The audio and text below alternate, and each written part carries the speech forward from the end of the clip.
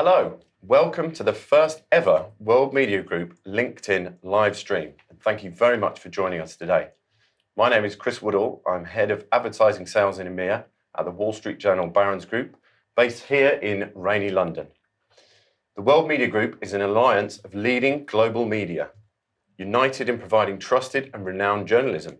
Engaging, informative content is at the very heart of what we do, which is why I'm very much looking forward to today's debate with some of advertising's greatest thinkers and me.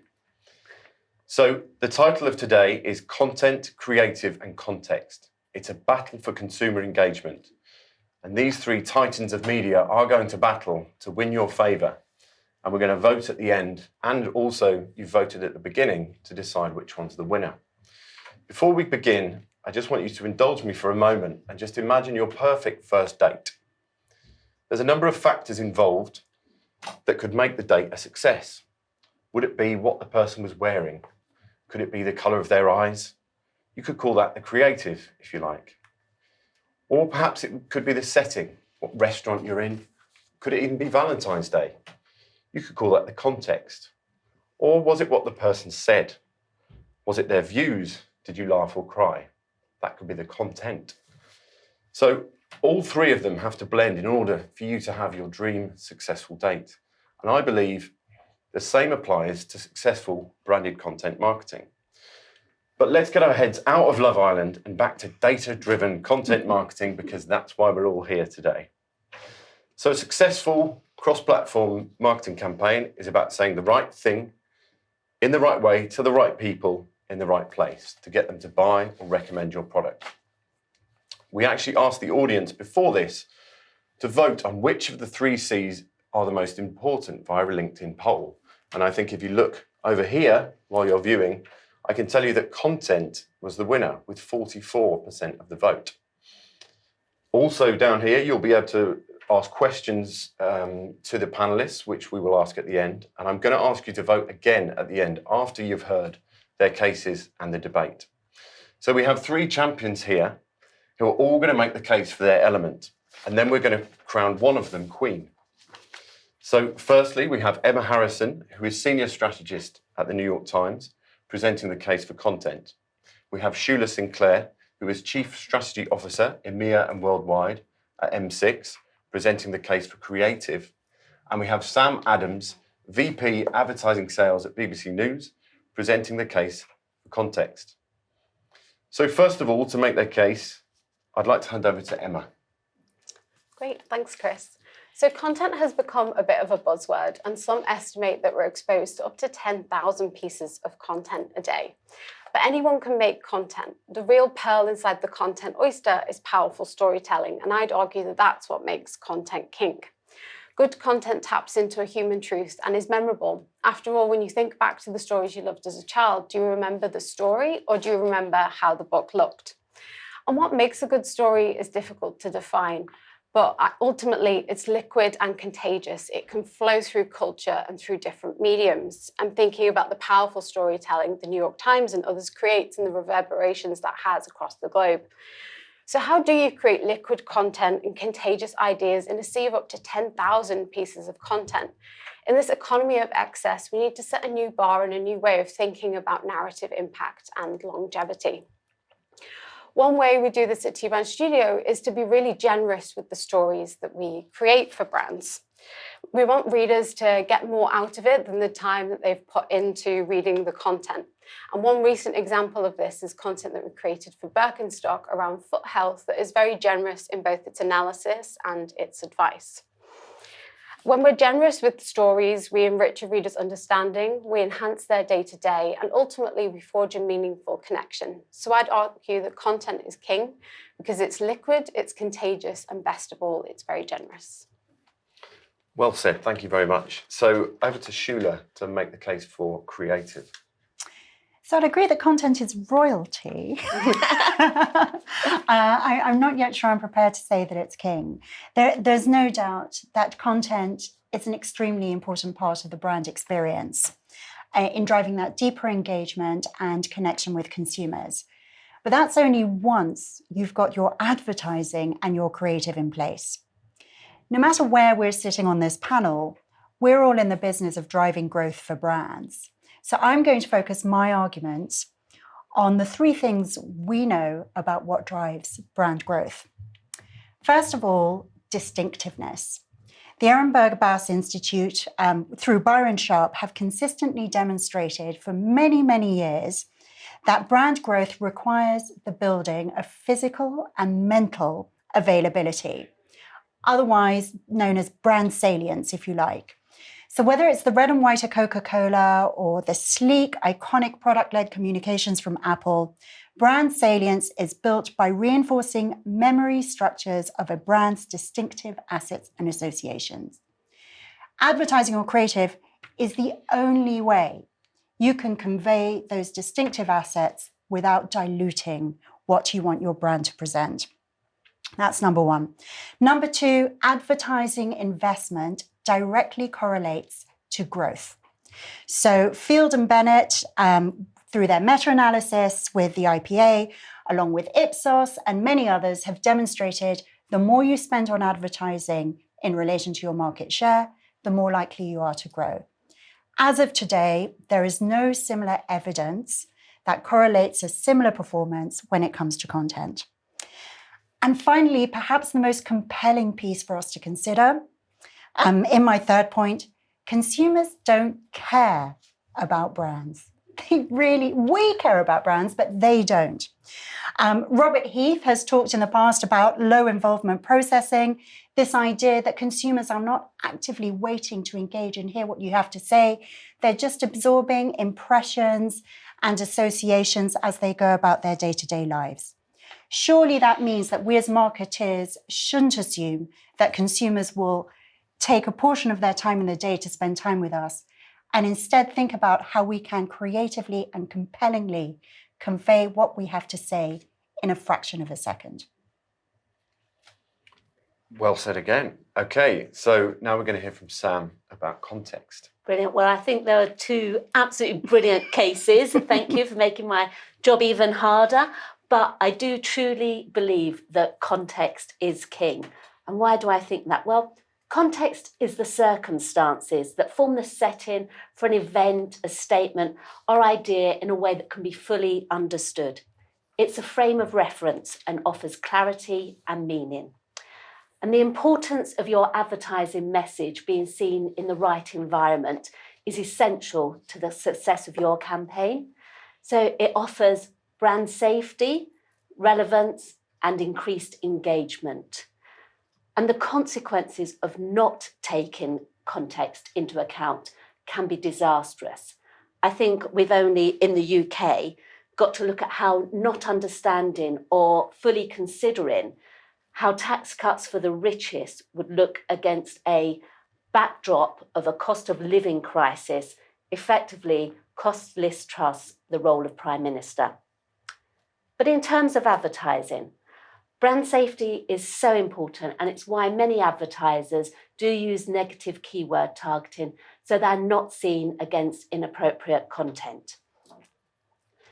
It's also important for clients are sensitive to breaking news stories and either work with trusted media partners who will take the decision to go dark when appropriate, or brands make that call quickly themselves.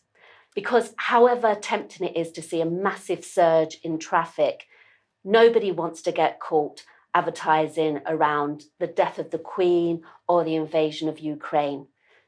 It's deemed as insensitive and inappropriate for obvious reasons. But advertising in trusted quality journalists' titles such as World Media Group, it not only ensures brand safety, but it also positions your brand as part of the wider conversations in the larger issues in the world.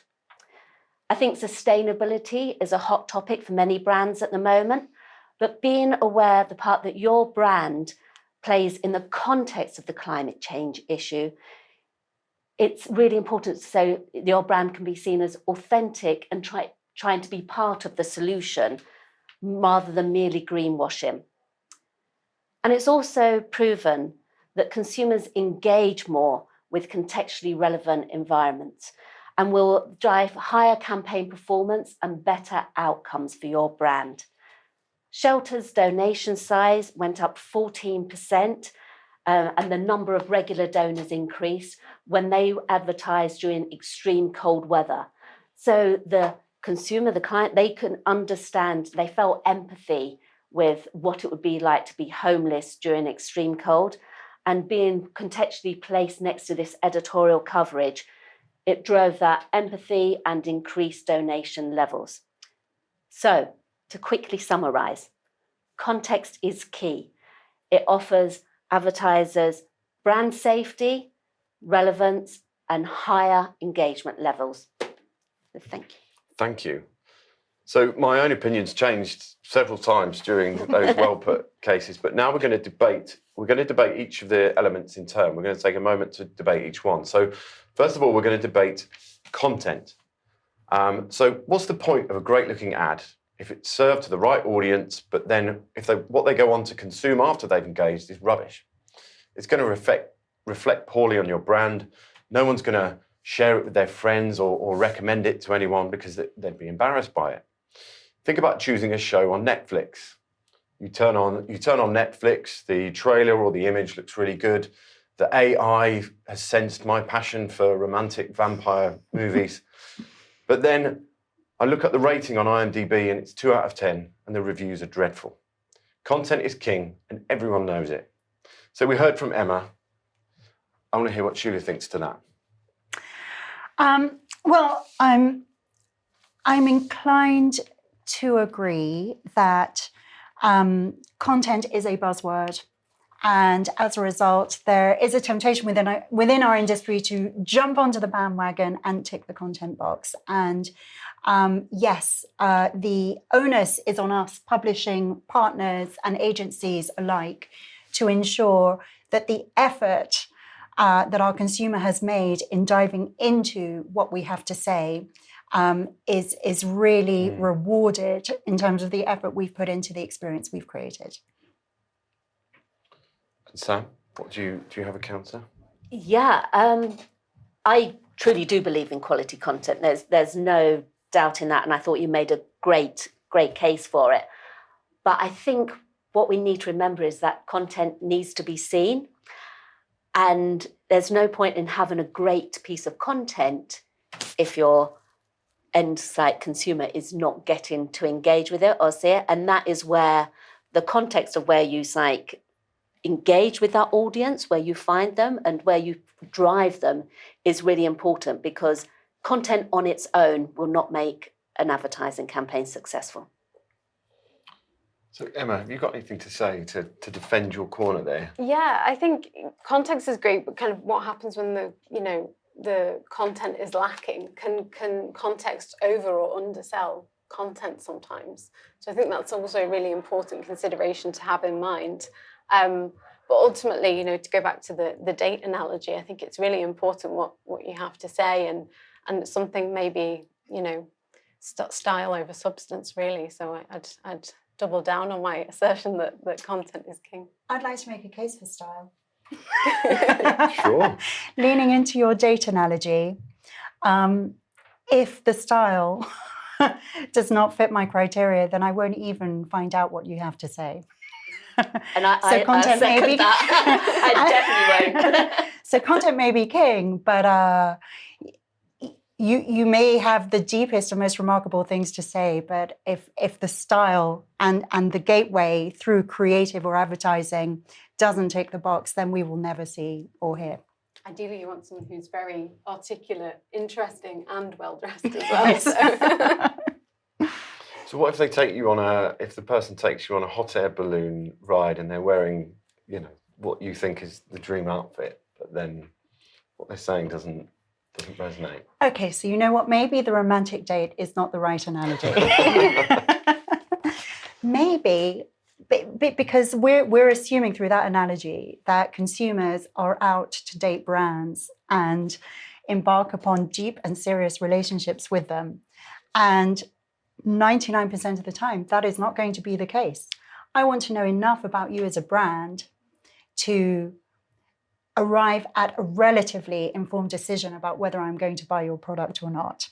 That doesn't mean I need to spend 20 minutes with you through a full experience, it could be that you can say what I need to hear in the space of 3 seconds. Okay, so thank you very much for that. So we're now going to debate the next element, which is creative.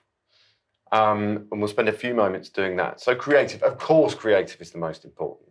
Everybody remembers the great ads that they've seen down the years. So the Honda Cog advert, the Sony Bravia bouncing balls down the hill, or Apple 1984. The catchiest adverts, they don't just stick in your head, they can also change the way you think about a product being advertised.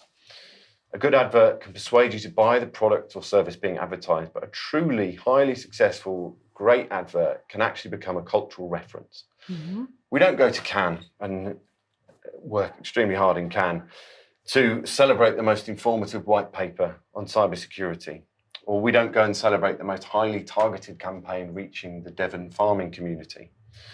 We go to celebrate creative, and that is what we all remember. So now I'm taking sides with Shula. So we heard Shula's case for creative, but we want to hear Sam's defence of her corner. I'm not going to deny it. I love seeing brilliant creative work. I work in advertising. It makes me exciting. I love it. However, not all brands lend themselves to brilliant creativity. And I work with a lot of clients who may be seen as slightly drier brands. You know, we're not all Apples or, you know, new innovators. But I think that you can talk about a relatively dry subject, and if you're framed it in the right context, and to Emma to give you credit, with some brilliant in-depth content about something that is really relevant to that audience, then I think that is stronger. Even though I do love extreme, you know, brilliant, I think we all love creativity. It's who we are, but you can still have a really successful campaign without brilliant creativity if your context is right. Are you going to come? I'll respond. I absolutely agree that perhaps a creative advertising solution isn't always apparent across every type of brand.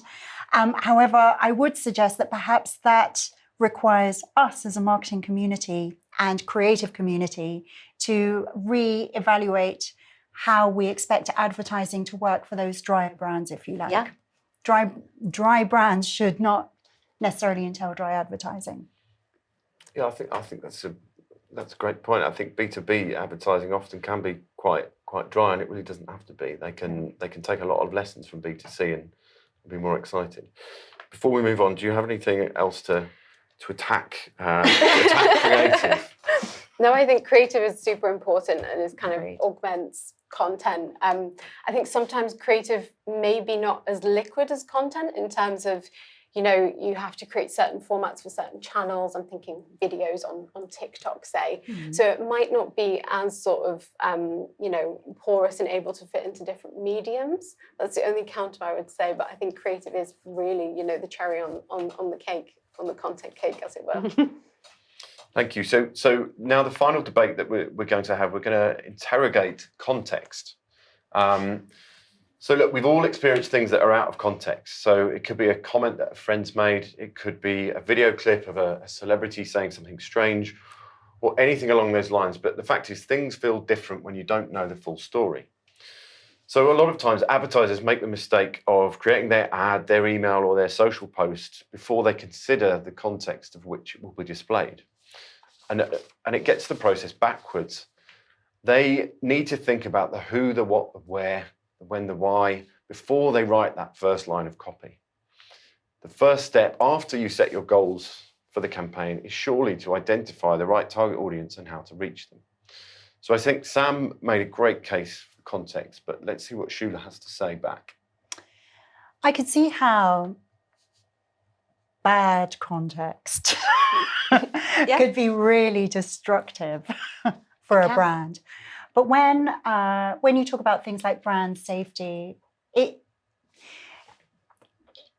context truly working, couldn't I just slap a logo in the right environments and say my job is done? I'd like to think there was a little bit more to it than just slapping a logo in. But I think it just adds extra depth to your messaging if you are in the right context. There is a reason that run-of-site advertising is a lot cheaper than your premium positions, and that is because the premium positions are driving more engagement because they are in the right context for your particular brand.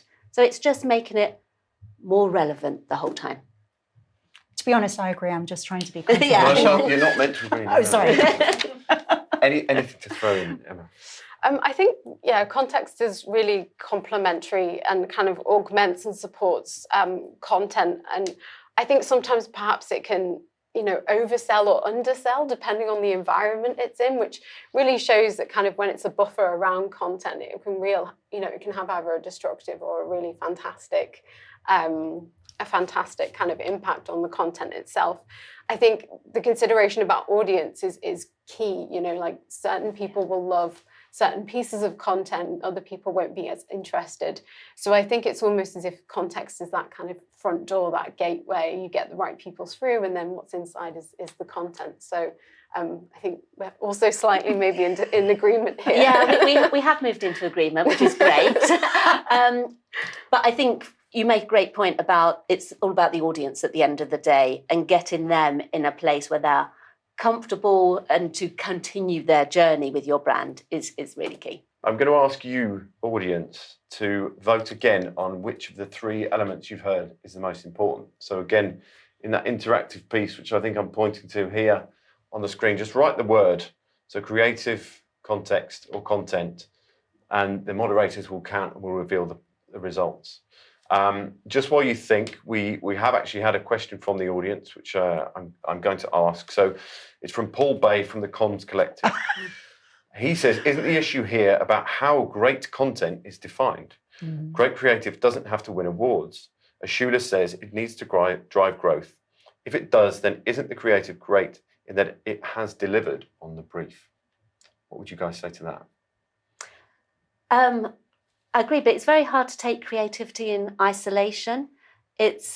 None of these elements work totally in isolation, so it's very hard to say, oh, that piece of creativity was, what won it. But was it in the setting or was it with the deeper understanding of the content?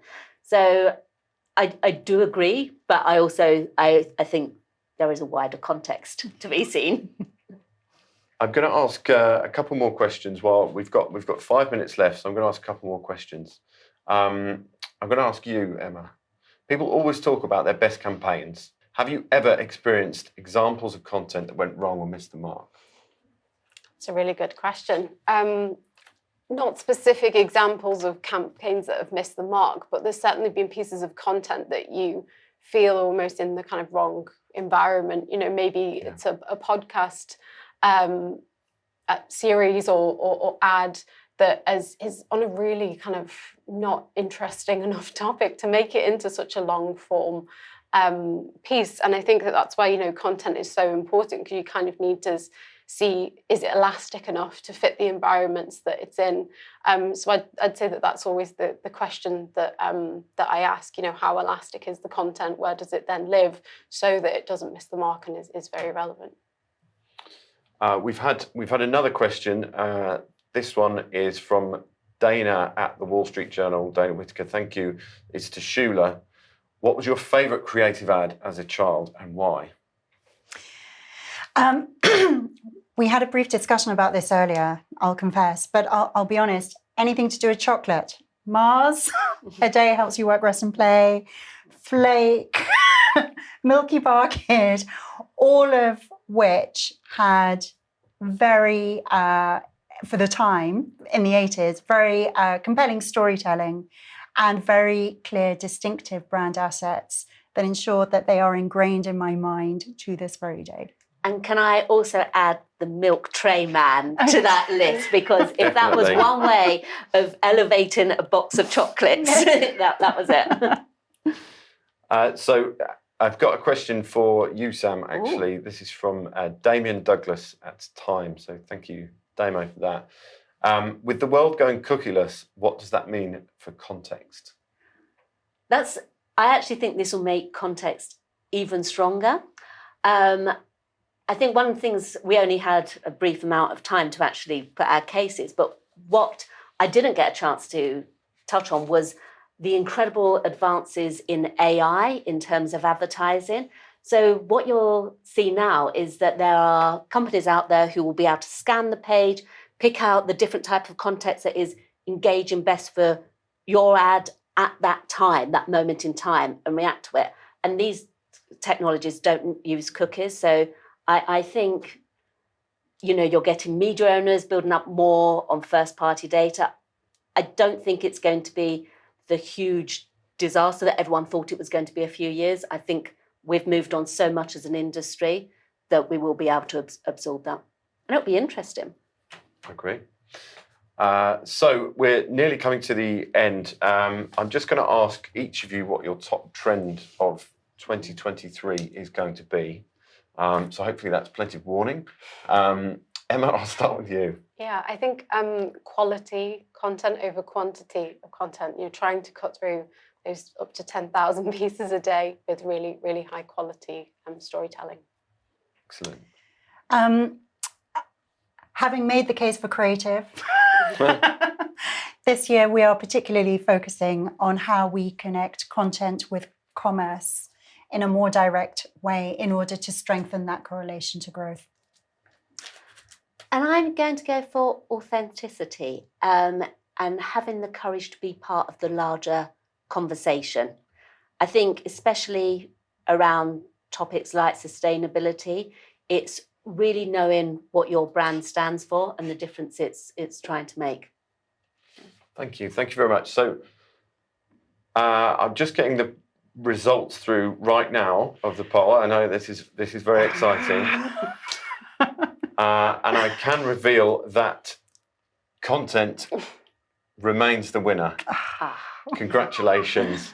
Congratulations. You are the queen of the World Media Group. You can be celebrated at next year's World Media Awards, which I'm sure that you've heard from all of these great cases that you've all been inspired to make some great work and make some entries for the World Media Awards, which you are coming up next September in 2023. Check them out on worldmediagroup.com. There's also a creative vault where you can look at all the entries and be inspired. So that just leaves me to thank you very much to my fellow panelists for a fascinating lunchtime. And thank you in the audience for joining, and have a fantastic rest of your day. Cheers. Thank you.